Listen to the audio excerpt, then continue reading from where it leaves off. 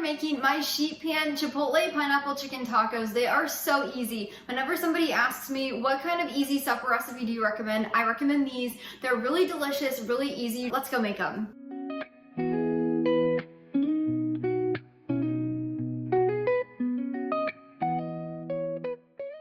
A few years ago when I developed this recipe, I wanted a summery taco that was really easy to make, something that was gonna be hands off. I mean, in the summer, we're all busy, we don't feel like cooking, it's hot, so that's why I decided on this sheet pan recipe. If you'd like to have a copy of the full written recipe, you can find it linked in the description below for free. Just click that, it'll take you over to the blog where you can print and save it at any time. Now, let's get started. Before we do, you'll want to preheat your oven to 425 degrees Fahrenheit, as well as line a sheet pan that's rimmed with parchment paper. Now, let's go assemble it. So for our veggies, you're gonna need half of a red onion that's been finely diced. I've already done this. And then you're also gonna need 1.5 cups of pineapple that's been cut up. So this was fresh pineapple that I've already cut up into small cubes. You could also use frozen pineapple if they're out of season or if you can't find a regular pineapple. And then we're just gonna set these aside. Next, we're gonna make our seasoning mixture. So first, to make our seasoning, we're gonna need ground Chipotle chili powder. So this is the brand that I like to use. It's just pure ground Chipotle chili. And I always use half of a tablespoon, but that makes a medium to hot spice.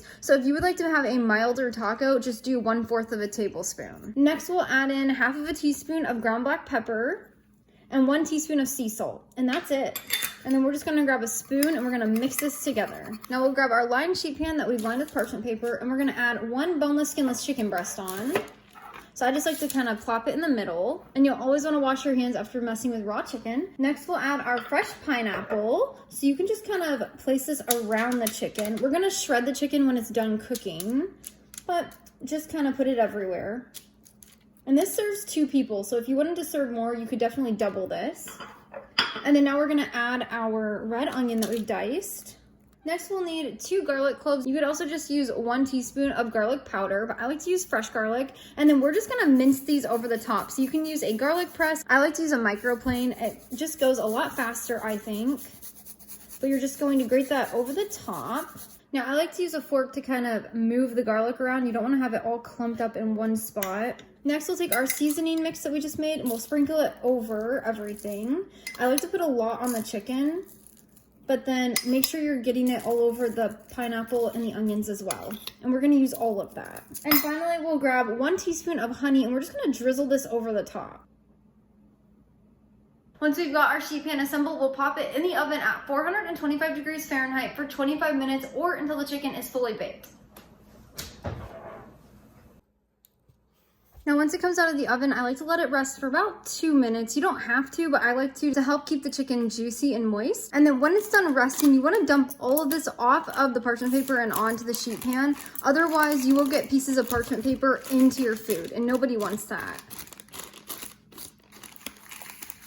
But the parchment paper just helps so everything does not burn, especially the honey while it's baking. Now, next we're gonna just shred our chicken with 2 forks. You could also toss this entire chicken breast in a bowl and use an electric mixer. That shreds it up really quick, but I like to just do it this way. Once you have all the chicken shredded, then I like to just toss everything together, and it helps coat all of the chicken and season it really, really well. And that's how you make my sheet pan Chipotle pineapple chicken tacos. You can serve this in so many ways. It is such an easy recipe and it tastes amazing. Now, I made this recipe at lunchtime. We're gonna have it for supper tonight when my husband gets home from work. So let's give it a try just like this. Oh my gosh, it's so good.